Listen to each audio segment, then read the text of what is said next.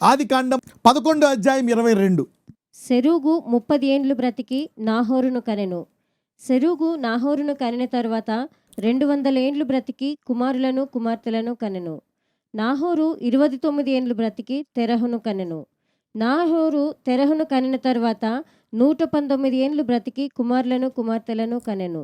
తెరహు 70 ఏండ్లు బ్రతికి అబ్రామును నాహోరును హారానును కనెను. తెరహు వంశావళి ఇది. తెరహు అబ్రామును నాహోరును హారానును కనెను. హారాను లోతును కనెను. హారాను తాను పుట్టిన దేశమందలి కల్దీయుల ఊర్ అను పట్టణంలో తన తండ్రి అయిన తెరహు కంటే ముందుగా మృతి పొందెను. అబ్రామును నాహోరును వివాహం చేసుకొనిరి. అబ్రాము భార్య పేరు సారయి, నాహోరు భార్య పేరు మిల్కా. ఆమె మిల్కాకును ఇస్కాకును తండ్రి అయిన హారాను కుమార్తె. సారయి గొడ్రాలై ఉండెను, ఆమెకు సంతానము లేదు. ఓకే, ఇదంతా ఎవరి జెన్యాలజీ? అబ్రహాం వంశం అనమాట. సో 27, 28, 29, 30 వీళ్ళంతా ఏంటంటే సో సహోదరుల కూతుర్లను చేసుకున్నారు. సో ఇలాగా ఫ్యామిలీ అయిందన్నమాట. ఇప్పుడు ఇందులో మెయిన్ ఇంపార్టెంట్ ముగ్గురు ఉంటారు. తెరాహు, తర్వాత సారా, తర్వాత లోతు. ఓకే, అబ్రహాము తండ్రి పేరు ఏంటి? తెరాహ్. అబ్రహాం భార్య పేరు సారా. ఓకే, అబ్రహాం యొక్క సహోదరుడి పేరు లోతు. So let study. ఈ మూడే మొత్తము బైబిల్లో కొంచెము ప్రయారిటీగా ఉంటాయి. Let study some more things here. కానీ సిలువలో ఒక్క శాపము లేకుండా కూడా వేరుతో తీసేయచ్చు.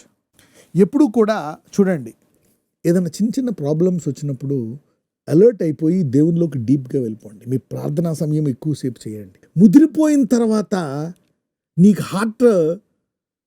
హార్డన్ అయిపోయి కొన్ని సంవత్సరాల తర్వాత ఇరుక్కుపోయిన తర్వాత నువ్వు ప్రార్థిస్తే దేవుడు కూడా ఓకే, నేను 10 ఏళ్ళ నుంచి చెప్తుంటే నువ్వు పక్కన పెట్టి ఇప్పుడు ఎమర్జెన్సీలో ఉన్నావని చెప్పి ఇంకో 10 ఏళ్ళు లేట్ చేస్తాడు. ఎందుకు లేట్ చేస్తాడు?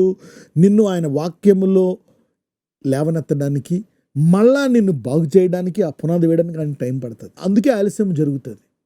ఆ పునాది వేసిన తర్వాత నిన్ను స్వస్థపరిస్తే అప్పుడు నీ స్వస్థత నిలకడగా ఉంటుంది.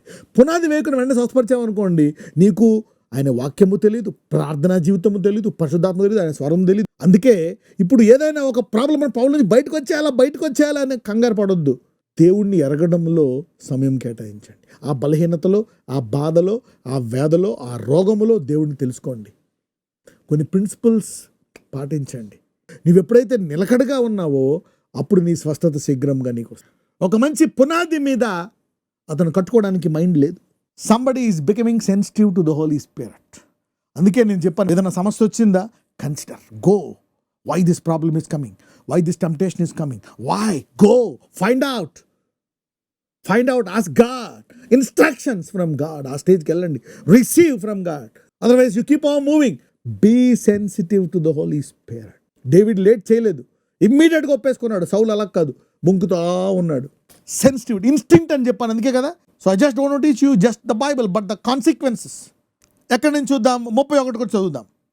తెరహు తన కుమారుని కుమారుడు అనగా హారాను కుమారుడగు లోతును, తన కుమారుడగు అబ్రాము భార్య అయిన సారయి అను తన కోడలిని తీసుకొని కనానుకు వెళ్ళుటకు కల్దీయుల ఊరను పట్టణములో నుండి వారితో కూడా బయలుదేరి హారాను అక్కడ నివసించిరి. తెరహు బ్రతికిన దినములు 205 ఏండ్లు. తెరహు హారానులో మృతి పొందెను. అబ్రహాము జీవితంలో ఆలస్యం అవడానికి గల కారణాలు చూద్దాం. ఇప్పుడు వీళ్ళందరూ వచ్చారు, ఇక్కడ చూద్దాం ఒకసారి. 31లో చూద్దాం.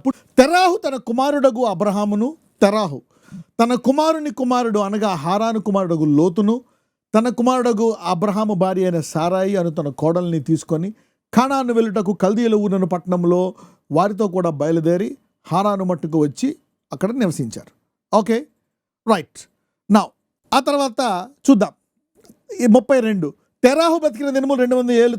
తెరాహు హరాన్లో మృతి పొందాను. Okay, let's also see in verse 28.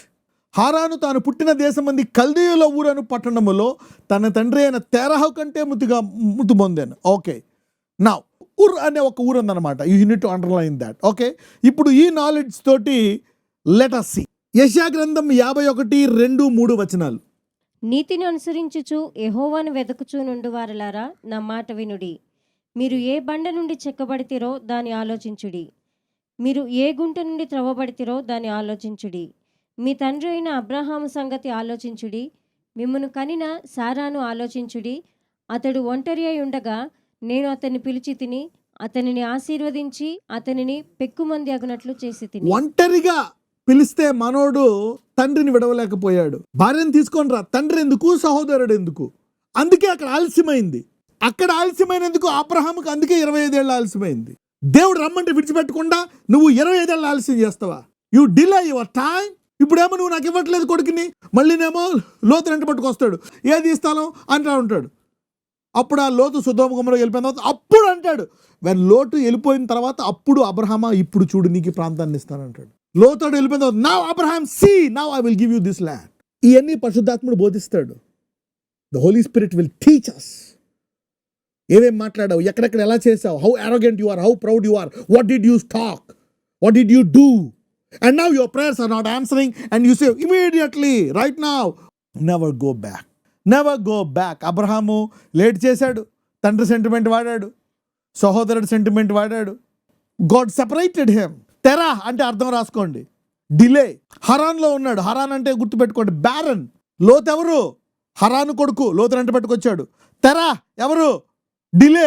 ఇద్దరిని వెంట పెట్టుకొచ్చాడు. ఏమైంది? ఆలస్యం. So Lot and Terah they delayed.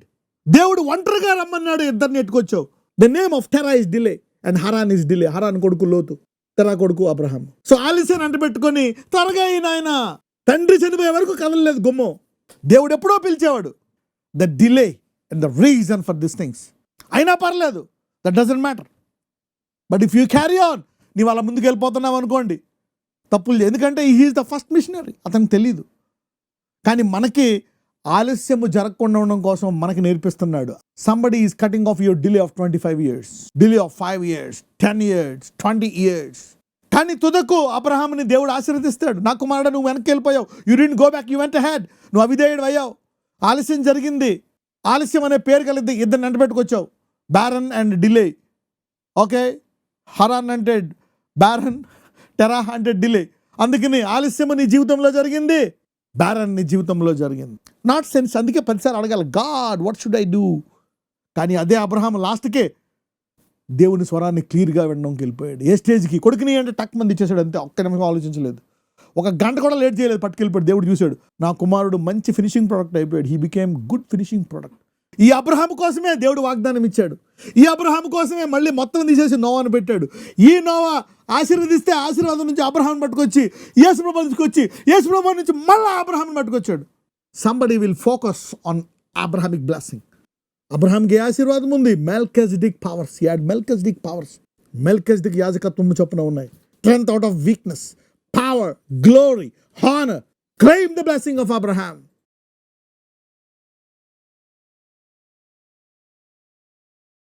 నాజరేయుడైన యేసయ్య, ఇదిగో ప్రభువా, నీ వాక్యములో ఏ రీతిగా నువ్వు అబ్రహామును తీసుకొచ్చి ఆయా అవిధేయతలో, ఆలస్యములో, కష్టములో, బాధల్లో తుదకు అబ్రహామును ఘనంగా ముగించావు.